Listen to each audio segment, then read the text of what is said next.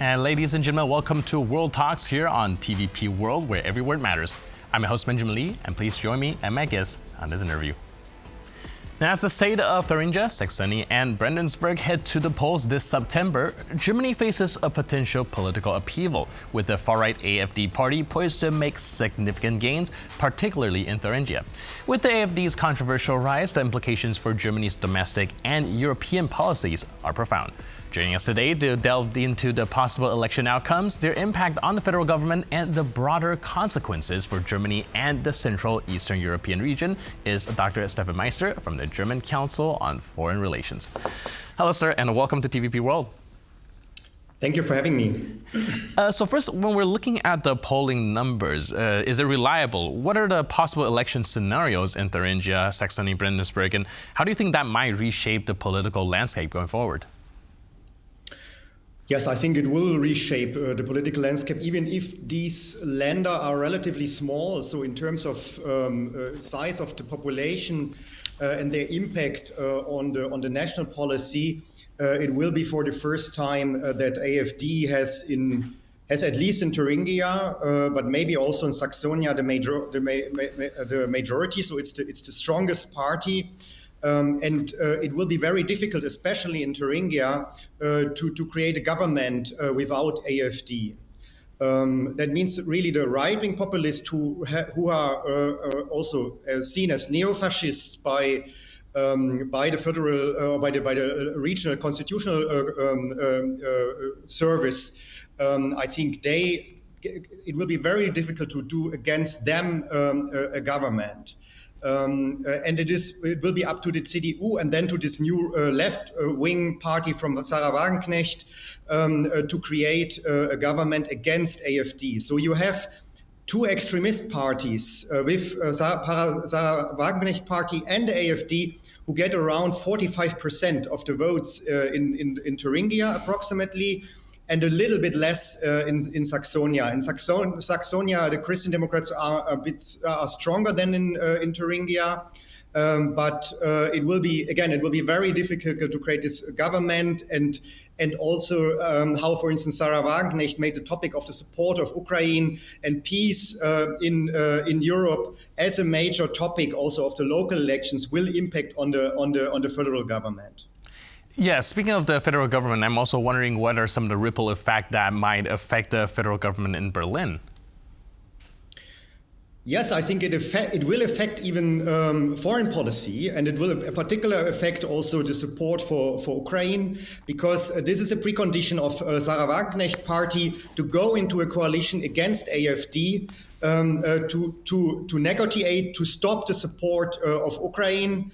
So we will have a bigger discussion also on the federal level about the support of the government, the military support for Ukraine. So this has now become, beside migration, one of the main issues in the election campaign, and it will shift from the local level to the federal level, and it will put also the Christian Democrats under pressure. And we see already that on the local level, the Christian Democrat candidates, they already talking also about peace, and we need to change this policy. All right, so it does seem like these kind of elections, even though it looks local, it's going to have a very broad impact. Can you help us understand also if that is going to also affect Germany's role and position within the European Union? There is an increasing pressure on migration policy. I think that will be one of the key issues. AfD is also getting votes, and they will also. They already changed the German discourse on migration, also now with this knife attack in Solingen, and I think it will even more support their approach. We already see that the Christian Democrats put the Ampel coalition under pressure. So I think Germany will be more tough on migration policy in the European Union. It will strengthen also the right-wing populists in Europe, in the European Parliament, even if several parties do not want to cooperate with AfD, but they will be strengthened also. I think that will also have impact on right-wing populists in Central Europe, in my opinion. So I think Germany will shift its positions more in the direction on migration and maybe also in Ukraine. I think that we will have to see. I'm a bit more skeptical because there's a consensus among the other parties that we need to support for Ukraine, but it will put this government under pressure to change also the discourse in the EU. Right, you mentioned some of these politicians might be a little bit more reluctant to cooperate with these far-right parties, but when it comes to building a coalition, if they do have, in fact, an increased power and numbers, do you think that it's unavoidable that at some point some sort of coalition with these more extremist parties need to come into fruition, or do you think more like a political gridlock situation might occur? At the moment, there is an agreement among all democratic parties that they will not do a coalition with AfD. But I think they will come on one point into the situation that they might have to do it. Maybe it's not this election, not this local election. I think there might be still enough votes for other parties. But we can also argue the party of Sarah Wagenknecht is also an extremist party. It's a populist as well as left-wing, also with right-wing elements. And they might, even if it's a new party, already enter the local governments. So we already have an extremist party in a way in these local governments. And without them, it would not be possible.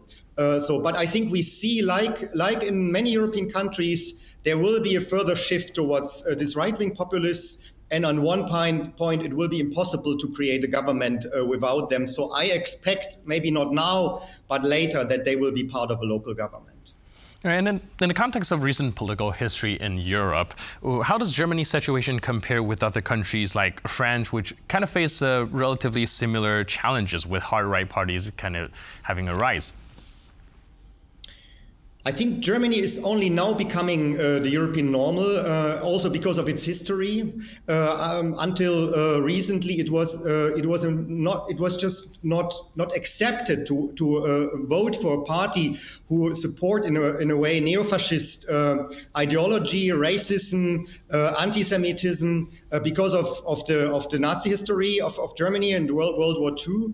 I think this is now not a reality anymore. You can see that there is a core electorate, no matter what these parties are doing, which votes for them. And in Eastern Germany, it's around 25-30%. In Western Germany, it's around 15-20%. So you can see that there is a kind of a normalization in a negative sense also in Germany, that this kind of ideology is accepted, and that there will be on one point no government be possible anymore without also participating these kind of right-wing parties. So I think we are still not where France is. France is also a much more polarized system. It's less able to make compromises and coalitions. I think that's different in Germany, but I think the behavior of the electorate is moving in a similar direction. Right, it does sound very alarming, and of course the elections will take place in September, and as the situation develops, hopefully you can help us understand more of the context. Meanwhile, thank you so much for your input and insight. I really appreciate it. Thanks again for being with us on TVP World. Great pleasure. And thank you for watching this edition of World Talks. But for more news, update, and commentary, please stay tuned to TVP World.